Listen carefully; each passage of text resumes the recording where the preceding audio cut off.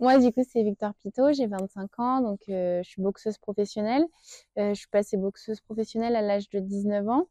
Actuellement, je suis double championne de France, championne WBC francophone, et j'ai obtenu le titre de championne d'Europe le 30 novembre dernier. La boxe, pour moi, c'est un peu une histoire familiale parce que mon père était boxeur, donc c'est comme ça que j'ai plongé dans ce sport. Mhm. Et voilà, j'ai jamais lâché jusqu'à aujourd'hui. Finalement, on Mm. voit ce que tu es devenu derrière. C'était pas plus mal. D'ailleurs, quelques années plus tard, tu intègres l'équipe de France à C'est 15 ça. ans. Peut-être c'est un âge. Alors, certains vont se dire c'est un âge un peu jeune pour Mm. intégrer directement sa nation, mais tu as été repéré très tôt. Comment tu l'as vécu, toi, sur le coup, justement, cette chose? Tu t'es dit peut-être un petit peu, je suis un petit peu jeune et je suis déjà repéré. Comment tu l'as vécu, toi?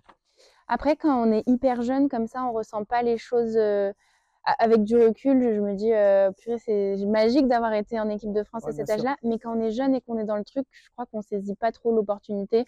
On se dit, ah bah, je vais pouvoir faire des combats, c'est cool. Je vais boxer beaucoup plus parce que c'est vrai, quand on est dans une région comme ici, bah, on sort beaucoup moins, on faut faire beaucoup de kilomètres pour Hmm. pouvoir boxer. Moi, je l'ai vu comme ça. Je me suis dit, je vais pouvoir m'épanouir dans mon sport.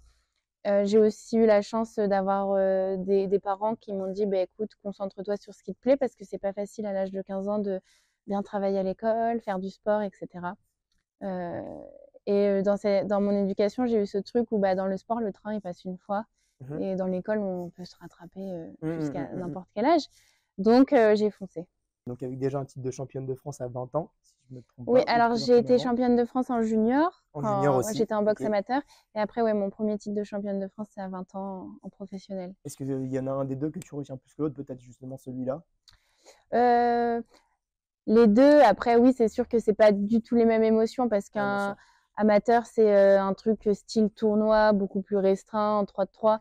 Un combat de boxe pro, c'était au Palais des Sports d'Orléans. Enfin, on a un public.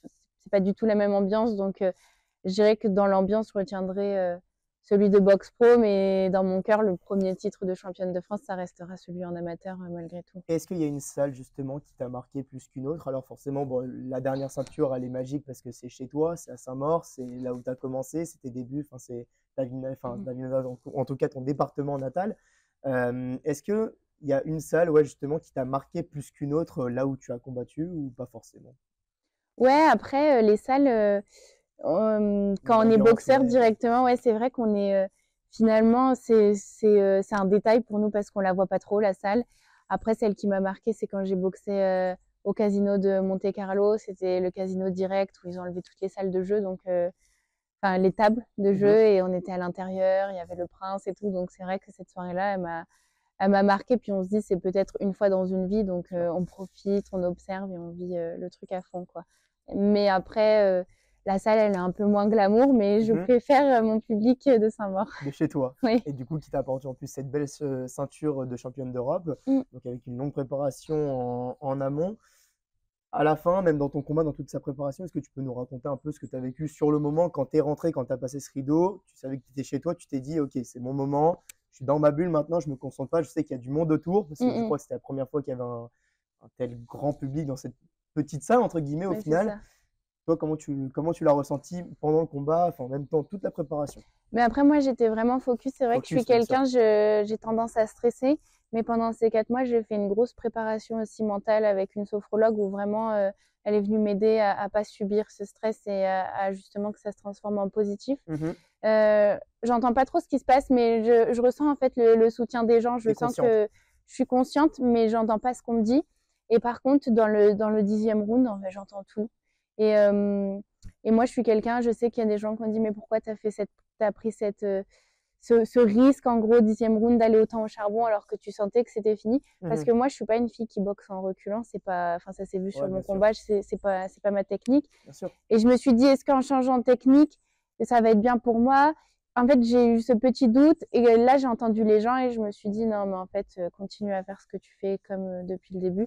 Et là, les gens, ils m'ont poussé. Dans le 10e round, j'ai entendu, ça m'a fait vraiment du bien pour finir.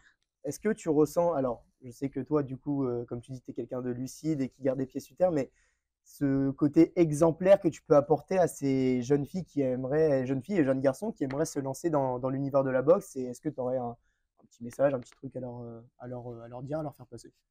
Bah oui, après, le message que je peux leur faire passer, c'est que En fait, moi, je pense qu'il faut rêver grand. Il faut rêver grand parce que des fois, par rapport où on est, où on habite, on se dit, ah, mais de toute façon, je ferai jamais ça, ça va pas se faire. Et en fait, mais plus on rêve grand et plus il y a le champ des possibles, quoi. Bien sûr. Et moi, je pense qu'il faut se fermer aucune porte, faut pas se mettre de barrière, il faut essayer. Et puis, je veux dire, qui ne tente rien n'a rien. Enfin, c'est un peu la phrase bateau, mais c'est vrai, en fait. Si on n'essaye pas de toute manière, donc moi, tout ce que je peux leur dire, c'est mais ils foncent, ils essayent, et puis si ça marche pas, on essaye autre chose, quoi, c'est tout. Et ben, il faut qu'ils retiennent le conseil. Alors, merci beaucoup, Victoire, De d'avoir été rien, avec avec moi. C'est plaisir. gentil.